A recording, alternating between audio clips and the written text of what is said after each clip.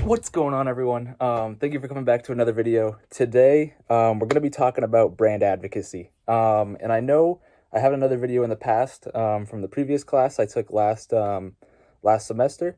And basically, in that class, when talking about brand advocacy, kind of focused on what regular people would be doing to kind of become a brand advocate and how that can like help promote for the business.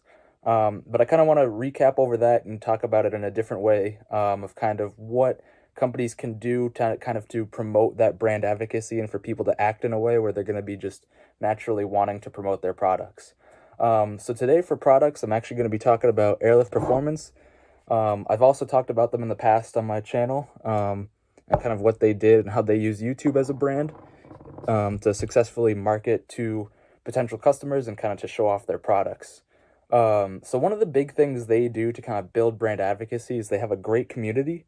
They have different like social media accounts and forums and their website online where you can kind of see everyone that's involved within the community and they can share different posts even on like their website.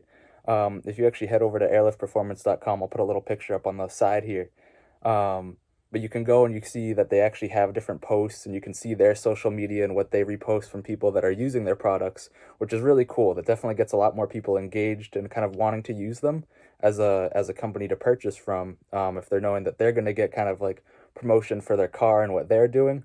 So they're in good going to talk good about the brand and how they're doing everything good as well in the community. Another big one is the customer experience. I've actually dealt with them a couple times, kind of in order to grab kind of like replacement parts and things like that. So, for example, right here, even just like something as small as new fittings or something like that that I was going to need to set up the whole system on my car. It was just a good experience. It was super easy to head onto the website and contact them or just find the different parts that I was looking for, and they easily just had everything available, which is a big thing because if customers enjoy shopping and it makes the whole process easy for them, they're going to want to kind of stick around to that brand because it's what they're used to and it helps them out, makes things easier for them. So they're going to also want to promote the brand in a good way after dealing with that.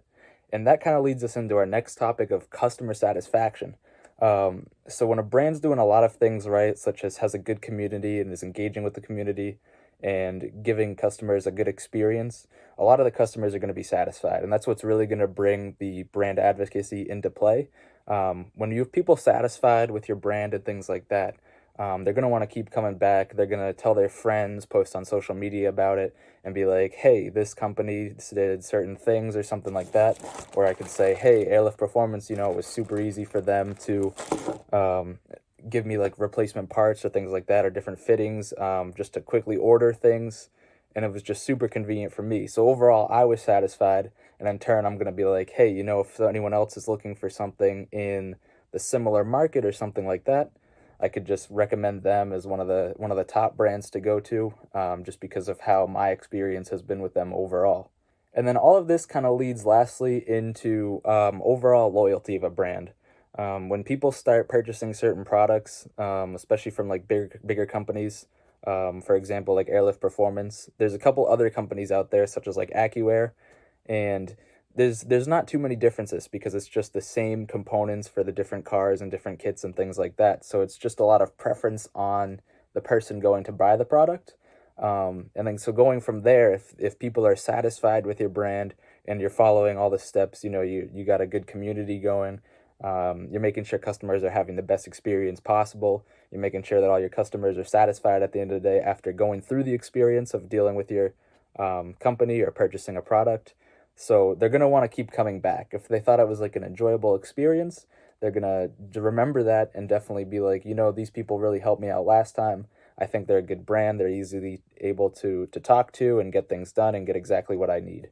Um, this is important because building brand advocates is one of the biggest ways to kind of help promote your brand across social media and even not online but offline too as well, just from like word of mouth and recommendations to other people.